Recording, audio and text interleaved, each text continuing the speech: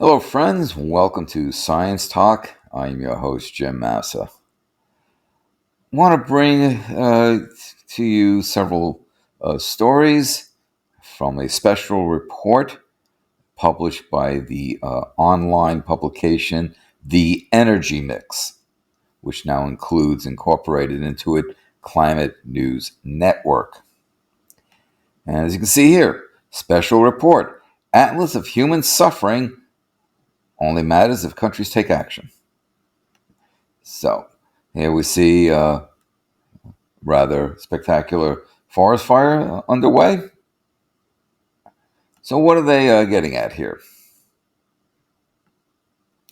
So they talk about how they examine the IPCC report on the climate impacts, the vulnerabilities, the adaptations, and there is a conclusion that seems to be common, germane to all of it, and that is the UN Secretary General Antonio Guterres says that an atlas of human suffering will only matter if countries take action. So, in 3,675 pages of scientific analyses, more than 270 scientists from 67 countries have told citizens and world leaders what we already knew in more comprehensive detail than ever before. Despite growing public demand for faster, deeper carbon cuts, action on the climate emergency by governments, businesses, and institutions is, to be quite blunt, not up to snuff. Way short of what needs to be done. So, the IPCC co-chair, Deborah Roberts, who is head of the Sustainable Resilient City Initiatives Unit in eThekwini Municipality in South Africa, states, our report clearly indicates that places where people live and work may cease to exist, that ecosystems and species that we've all grown up with and that are essential to our cultures and inform our languages may disappear. So this is really a key moment. Our report points out very clearly this is the decade of action if we are going to turn things around. Guterres called the report an atlas of human suffering and a damning indictment of failed climate leadership, showing nearly half of humanity living in the danger zone and many ecosystems at the point of no return right now. With fact upon fact, this report reveals how people on the planet are getting clobbered by climate change. So some of the things that uh, they talk about, some of the article, I'm not going to go through every single one of these, but there are a few I will go through, and that will be upcoming, either in this video or in the subsequent follow-up video. So, they got, for example, 3.3 billion people highly vulnerable. Okay, fire alarm for the planet demands action by rich countries. IPCC risk analysis shows safe limits have already been passed. Okay, then half the world faces severe water shortages. Disrupted food systems peril women, indigenous people. Climate drives health risks.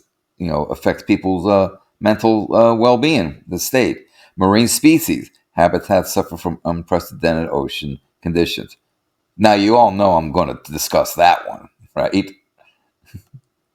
So, a criminal abdication of leadership, not holding any punches, being very blunt. There's still a narrow window of time to avert the worst impacts. But the report inventories all the ways in which current climate adaptation funding and practices fall short of what the science demands. Holding average global temperature rise to 1.5 C will require the world to cut emissions by 45% by 2030 and achieve net zero emissions by 2050. Well, you've heard me discuss how, while this is admirable and certainly commendable desire there, the thermal inertia, the heat content of the oceans all the positive feedback loops that we have set in place really makes this unrealistic, to be quite blunt. And there's still the issue of um, the shock, from when you remove the aerosol masking effect, which is provides a cooling aspect of temperature increases. You remove that, and then you get this major snap of a considerable temperature increase. And this other thing, 1.5C, again, that's from moving the goalposts, first from 1750 to 1850 to the 1880s to, let's look at 1850 to 1910 kind of stuff. So, if you look at 1750, we've already passed 1.5. And by the way, NOAA, when they do, as an example, their AGGI calculations, they use 1750 as the baseline. In fact, NOAA tends to use 1750 in a lot of the graphics and analyses they use. So, good on them.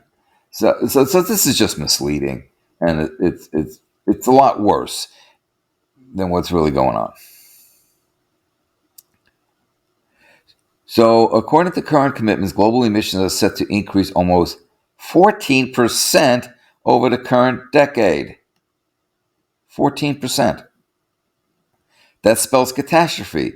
It will destroy any chance of keeping 1.5 alive. Well, you just heard my comments on that. Allowing that to happen amounts to a criminal abdication of leadership, the UN Secretary General said, adding the world's biggest polluters are guilty of arson of our only home. Even with prompt, decisive action, many of the effects of climate change are now unavoidable over the next 18 years, the working group report says. And if human-caused global warming isn't limited to just another couple tenths of a degree, an Earth now struck regularly by deadly heat, fires, floods, and drought in future decades will degrade in 127 ways, with some being potentially irreversible. Today's children may still be alive in the year 2100, are going to experience 4 times more climate extremes than they do now, even with only a few more tenths of a degree of warming over today's heat. If temperatures increase nearly 2 more degrees Celsius from now, for a total of 3.4 degrees Fahrenheit, closer to 4, they would feel 5 times the floods, storms, drought, and heat waves. And they go on to talk about how adaptation investment can save lives. But funders have not yet heeded the call to devote 50% of global climate finance to adaptation. And the adaptation funding on offer after last year's UN Climate Summit in Glasgow was clearly not enough to meet the challenges faced by nations on the front lines of the climate crisis. It is incomprehensible that we knowingly continue to sow the seeds of our own destruction, despite the science and evidence that we are turning our only home into an uninhabitable hell for millions of people, said Mamie Mizutori, who is the UN Special Representative Disaster Risk Reduction. The world also has an opportunity to meet these challenges. The IPCC report points to many solutions on improving regional and local information, providing sound data and knowledge for decision makers. This does work. Countries have succeeded in saving many lives through improved early warning systems and preparedness. But even so, climate disasters will undoubtedly worsen. And to date, there are very low levels of investments in disaster prevention and disaster risk reduction for the world's most vulnerable countries on the front lines of impact. We need to ramp up investment in disaster prevention if we are to cope with the exponential rise of disaster events in recent decades. Finally, someone saying things are exponentiating. The IPCC is offering a set of short fact sheets say that fast 10 times, short fact sheets on climate impacts, adaptation, and vulnerability, focusing on specific regions of the world, biodiversity, and human settlements, as well as a 74-page atlas of global regional impacts. Carbon Brief has an in-depth Q&A on the report, along with collected reactions from 15 of the scientists who contributed to the drafting. So this is just going through some resources. Now, this was published on March 2nd. So you can go to the Energy Mix, the Energy Mix, all one word, theenergymix.com, and then go right to March 2 of this year, and you can pull up all these special reports. Very easy to find. Theenergymix.com, and then go into go into the search, type in March 2, 2022, 222, right? A bunch of twos there, and this will be pulled up along with all these other articles and any other articles you may find of interest. So I like the fact that they're being blunt with their language. Of course, they're still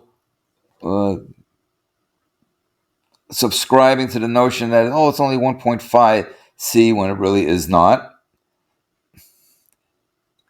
Be that as it may, I've discussed with you the issues that I have with the IPCC's methodology and so forth.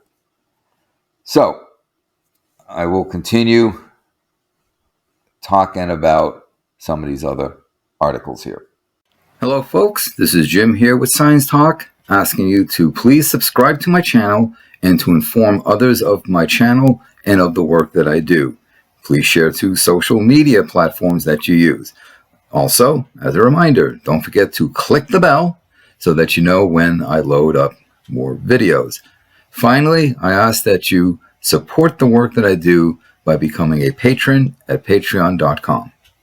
Details in the description box below. Thank you for your support.